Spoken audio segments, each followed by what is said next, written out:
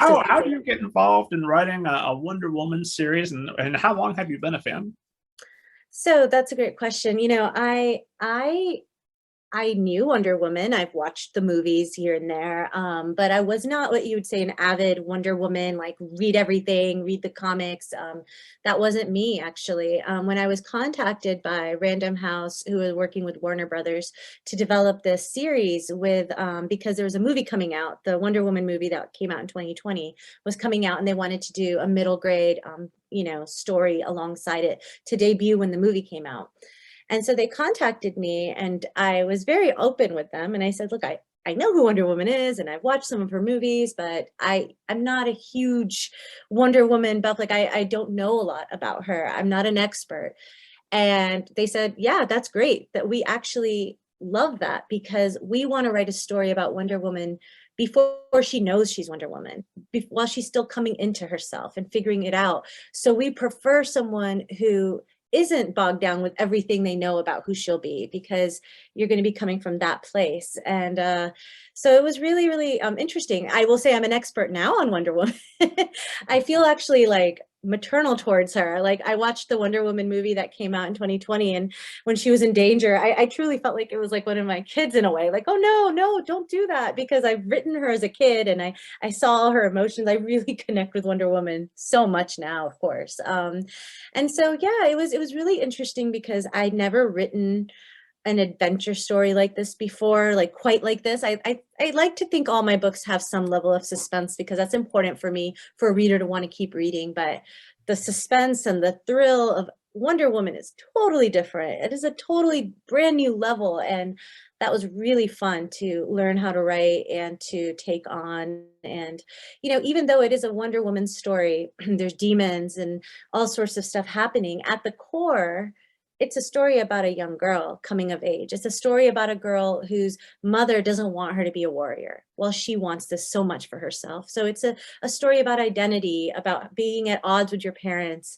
It's a story about friendship. She has miscommunications with her best friend Sakina as they do this journey, and about what happens when you have a issue with your friend, and how do you resolve it. So in addition to being this superhero story, like all superhero stories, the core are human, universally shared truths that we're exploring.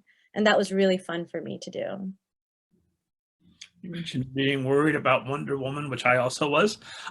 I'm such a sucker. Like I just watched the Batman, and I don't remember, it's 11th or 12th time I've seen Batman on the screen, and he gets shot or blown up almost every movie. And he, of course, without spoiling, was put in direct harm, and I gasped in the theater. And I'm a man in my 40s. Since I'm a child, I've been watching Batman get out of these last minute escapes. This might have been it. He might be dead this time, but really, I was Exactly. I surprised mean, at myself after, like you. yeah. I, That I, means the writers were doing their job. The actors and writers and everybody did their job. If they could still get you. Well, I know, like conceptually, this is the start of a new series. I've already read, I already own the action figure. There's a television series planned. There's no way they kill this titular character right at the start of all that, but they might. Oh no. Yeah, you never know. It might be the first time it ever happened. When you approach Diana, do you know that you're going in that you're going to have a trilogy to work with, or I did. I knew that it would be a trilogy, and so that gave me a lot of room. And I had to map out all three in some sense. Like I didn't have it tightly mapped out, but when they asked me to do it, I wanted to make sure before I took it on, like, can I do this? Is this possible for me to do? And so I did. I did have it all mapped out, and I knew it was going to be a trilogy. And I had so much fun with that. I had so much fun with, making sure that each story in this trilogy, the reader isn't left completely incomplete. Like you have to leave the reader wanting more, but also not feeling like there's so much threads open that you're frustrated. And because you have to wait especially if you're reading in real time the series as it's coming out, you're going to have to wait a year between each book. And so it was very important to map out that the reader gets something and they have some resolutions, while also leaving enough open that the reader wants to keep on going. And and to be fully transparent, it was I was really excited about this series and I love this story so much, this series. I'm so proud of it. But I could not have predicted that it was going to come out in a pandemic. I couldn't have predicted that that the movie was not going to be in the theaters, that it was going to pretty much have a quieter release in everybody's homes. And so, because of that, and then Wonder Woman book one ended up getting pushed and pushed and pushed due to the pandemic. And so, I don't know how wide the readership has ultimately been for Wonder Woman because of all those pandemic related reasons. But I hope now that the third book's coming out May 2022, next month, as we're recording. I hope that now that it's complete and we're hopefully, like you said, all fingers crossed, knock on wood, like moving a little bit beyond this pandemic, I hope it can have a chance to find readers again. Oh, yeah, there were many crushing moments during the start of quarantine, but one crushing moment was ever since the Wonder Woman movie it was Wonder Woman 84. It had its faults, but I'm a sucker. And Wonder Woman did the thing. Did she have her bracelets out? Did she do the lasso? Yep, I'm happy. I had a great time. But that was one of the most crushing moments because that trailer with the Blue Monday theme amped me up almost more than any movie trailer has ever done. Like, I can't wait. This is going to be the greatest thing that ever happened. And then they took it away, and I'm just waiting forever. Ah, the agony. And then Yeah. Christmas Day. Yeah. That was we did our little family Christmas, and it was the moment it was over. Larry put this wrapping paper away. It's Wonder Woman time. Aw. Yeah. Yeah, and I'm glad, that there was at least a means for people to watch it. But I mean, I think when it comes to the book world, books that came out during the pandemic, I'm sure many books did great and it was fine. But overall, I would talk to a lot of bookstores like that I would go to sign books, and I would ask them, and they said that the book sales are good, but people are going during a pandemic, understandably so, to their comfort books. So the books of their childhood, or books that, like Diary of a Wimpy Kid, like books that already have a lot of name recognition. And so I do feel, especially I feel for debut authors whose books came out during the pandemic, where there were not those opportunities to go on tour the way you used to, or go to those conferences and festivals the way you used to. So yeah, that's definitely was a sobering, among many, many sobering things in the pandemic. I'd say book sales is probably the least of the depressing things that have happened during the pandemic, but it was definitely a casualty of the pandemic for sure. Not for authors. For Absolutely. authors and book people, it's very much toward the top of the list. Yeah, that's true. Yeah. With when you're writing about a character like Wonder Woman, everybody's got their Wonder Woman. If it's Linda Carter, if it's Gal Gadot, if it's the cartoon, and even within that, there's specific representation they like and specific things they don't like, and nobody's exactly the same. Same question as I asked you about working on Omar, but with that expectation. I mean, Omar, you've got your family, you've got your readers of a mail, but with Wonder Woman, the whole world has an opinion on Wonder Woman. What kind of pressure do you have going into that known universe? What can you play with and change, and what are you kind of stuck with?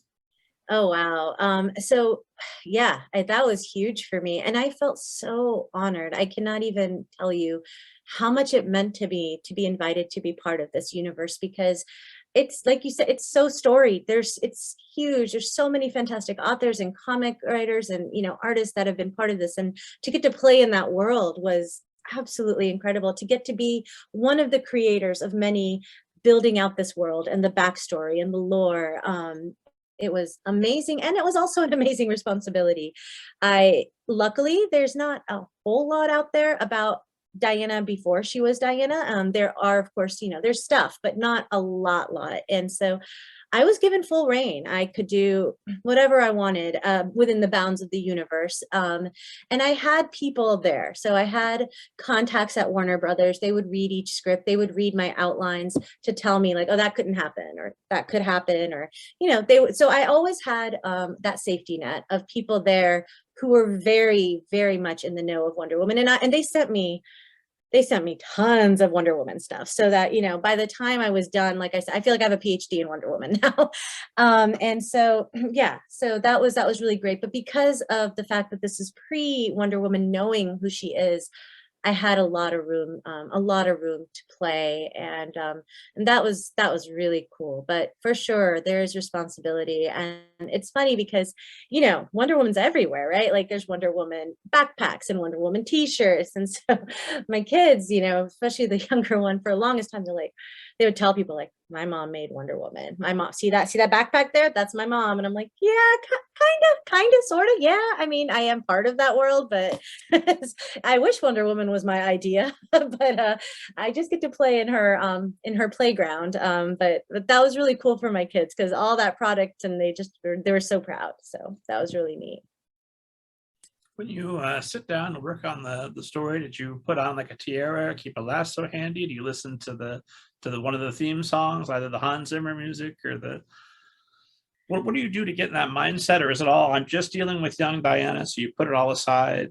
How do you get into that mindset? I definitely, did watch some of the movies before I dove in, even though, like they said, they wanted me in fresh, but I still wanted to just kind of get the tone that, that readers are expecting. And I read Leigh Bardugo's Wonder Woman young adult book too, just to kind of get into that vibe, into that world. But, for Wonder Woman, it's so action packed and it's so intense. And the series that I wrote is too, I'm very proud to say. And so in order to capture that urgency, I did something that I don't do with my contemporary.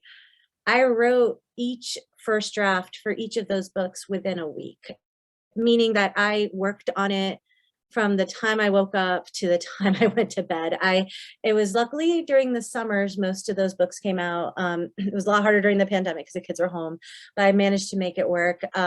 Where I made it my entire world. And so it's all I thought about. It's all I dreamt about, because I just wanted to stay in that urgency that she has. And it's an action book, and I wanted the reader to keep feeling that urgency. And so I felt that urgency as I wrote the entire book. And so, yeah, it was 7 days of just writing, writing, writing.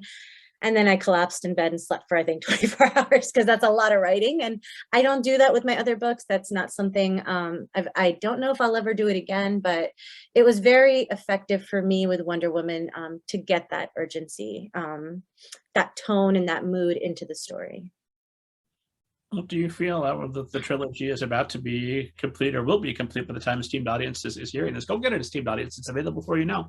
Um, do you feel like you stepped away from Wonder Woman? You'll have a greater respect for the character, but you're moving on with other things, or is there another project that maybe do you want to write about the whole Justice League? Are you do you want to come back in?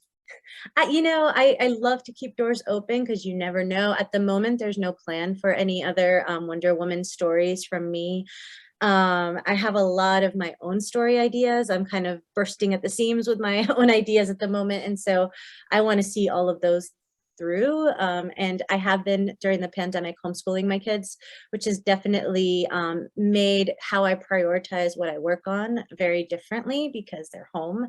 And I mean, I'm very grateful to have a partner who's very supportive and helps out. And I have a babysitter who's very supportive, and I couldn't have done it without them. But it is different when the kids are home 24/7. So at the moment, I'm kind of prioritizing my contracted projects and getting my deadlines completed. But I love Wonder Woman. And so I would be thrilled to work on more Wonder Woman if that opportunity arose, for sure.